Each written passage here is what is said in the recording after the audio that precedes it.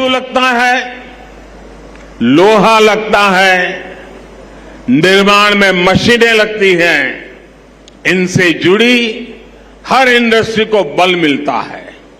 इससे बिजनेस करने वाले मिडिल क्लास को भी लाभ होता है, गरीब को रोजगार मिलता है। इससे इंजीनियरों को रोजगार मिलता है, श्रमिकों को रोजगार मिलता है। यानी इंफ्रास्ट्रक्चर जब बनता है तब भी सबकी कमाई होती है, और जब तैयार होता है तो वो नए उद्योगों, नए बिजनेस के रास्ते खोलता है। भाइयों और बहनों, इस बार के बजट में मध्यम वर्ग को कैसे मजबूती दी गई है, इस बारे में मैं मुंबई के लोगों को विशेष तौर पर बताना चाहता हूं। चाहे सैलरीड क्लास हो या व्यापार कारोबार से कमाने वाला मध्यम वर्ग, दोनों को इस बजट ने खुश किया है। आप देखिए 2014 से पहले तक क्या हाल था। जो भी व्यक्ति साल में 2 लाख रुपए ज्यादा कमाता था उस पर टैक्स लग जाता था। भाजपा सरकार ने पहले 5 लाख रुपए तक की कमाई पर टैक्स में छूट दी और इस बजट में इसे 7 लाख रुपए तक पहुंचा दिया। आज जिस कमाई पर मिडिल क्लास परिवार का टैक्स 0 है, उस पर यूपीए सरकार 20% टैक्स लेती थी। अब ये युवा साथी जिनकी नई नई नौकरी लगी है, जिनकी मासिक आय 60-65 हजार रुपए तक की है, वे अब ज्यादा निवेश कर पाएंगे।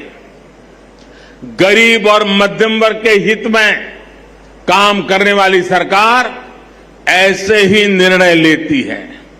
साथियों, मुझे पूरा विश्वास है कि सबका विकास से सबका प्रयास की भावना को सशक्त करने वाला ये बजट हर परिवार को ताकत देगा, हम सभी को विकसित भारत के निर्माण के लिए अधिक प्रोत्साहित करेगा।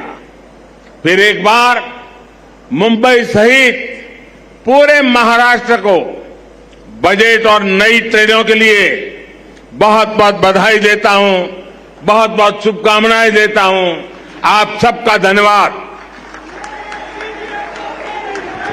माननीय प्रधानमंत्री महोदय जी, आपका संबोधन सौगात के रूप में बरकरार रहेगा। मैं दिल की गहराइयों से आपके प्रति आभार ज्ञापित। तो प्रधानमंत्री नरेंद्र मोदी ने मुंबई को डबल गिफ्ट दिया है और इस मौके पर बोलते हुए उन्होंने कहा कि ये बजट और ये डबल सौगात मुंबई करों के लिए, महाराष्ट्र के लोगों के लिए एक बड़ा फर्क पैदा करेगी। बढ़ते आगे, हफ्ते के आखिरी कारोबारी दिन बाजार आज सीमित दायरे में कारोबार करता नजर आया। निफ्टी 37 अंक की मामूली गिरावट के साथ 17,856 के पास बंद हुआ। सेंसेक्स में 124 अंक की गिरावट नजर आई।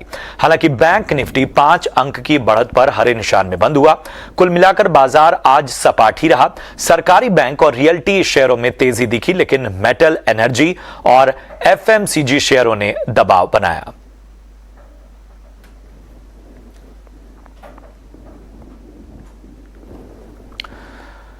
और तीसरी तिमाही के नतीजों और अडानी ग्रुप में निवेश को लेकर हमारे सहयोगी अनुराग शाह ने एलआईसी के एमडी सिद्धार्थ मोहंती से खास बातचीत की।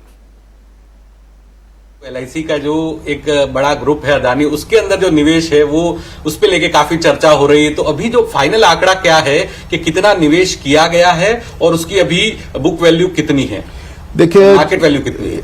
अडानी के ऊपर समय समय पर हमने पूरा मार्केट को इन्फॉर्म किया है, पब्लिक डोमेन में है, आप लोग भी जानते हैं, आंकड़ा भी जानते हैं। मैं खाली इतना आपको आश्वस्त करूंगा, आज के तारीख में भी जो हमारा इन्वेस्टमेंट है वो पॉजिटिव है, ग्रीन में है। यानी आप जो आंकड़ा दिया था 30,000 करोड़ का बुक वैल्यू, उसमें से कितना वो एग्जैक्ट नंबर, क्योंकि वो डायनेमिक है, डायनेमिक कभी थोड़ा बढ़ता है कभी गिरता है, लेकिन आज के तारीख में, अभी के तारीख में मैं आपको आश्वस्त करूंगा, ये बहुत अच्छा पॉजिटिव है। अच्छा पॉजिटिव है। ये सर हम देख रहे हैं पिछले कई दिनों से सोशल मीडिया से लेके कुछ LIC के दफ्तर के बाहर भी धरना प्रदर्शन वगैरह हुए थे, तो उसमें आप कहना चाहते हैं कि वैसी कोई शंकाएं नहीं है जिस तरह से पूरा एक तरह का बातचीत चल रही है वो? नहीं, देखिए, हम लोगों का जो इन्वेस्टमेंट नॉर्म्स है, LIC जो है, LIC ये इधर उधर बातें सुन के इन्वेस्ट नहीं करती है। अच्छा। हमारा IRDA नॉर्म, इंश्योरेंस एक्ट और हमारा इंटरनल SOP, वो सब नॉर्म के मुताबिक हमारा इन्वेस्टमेंट होता है। और जैसे मैंने बताया, लॉन्ग टर्म इन्वेस्टमेंट होता है। हम ऐसा नहीं कि आज शेयर हमने खरीदा, बढ़ गया, इमीडिएटली बेचो, प्रॉफिट करो, वो भी नहीं है। या शेयर इमीडिएटली नीचे गया, बेच के निकल जाओ, वो भी नहीं है। लॉन्ग टर्म व्यू लेते हैं। हम लोग चाहते हैं, ऑब्जेक्टिव क्या है? ऑब्जेक्टिव है हमारे जितने भी स्टेक होल्डर्स है, पॉलिसी होल्डर हो, शेयर होल्डर हो, उनको सबसे बेस्ट रिटर्न दिया जाए और उनका पैसा जो है सुरक्षित रहे। पैसा सुरक्षित रखना पहला, नेक्स्ट है बेस्ट रिटर्न देना। ये ऑब्जेक्टिव के साथ हम काम कर रहे हैं। तो ये ऊपर नीचे जो होता है उसमें हम लोग कोई व्यथित नहीं होते, हम लोग पूरा नजर रखते हैं। तो हाल के दिनों में सर कोई भी जो अदानी के अंदर एक्सपोजर वगैरह उसको आपने कुछ भी कम नहीं किया, वो वैसा का वैसा ही बना हुआ है? और नहीं, देखिए, अभी जो स्थिति था अभी वही है और आज के तारीख में पॉजिटिव है। मैं जैसे बताया, पॉजिटिव है।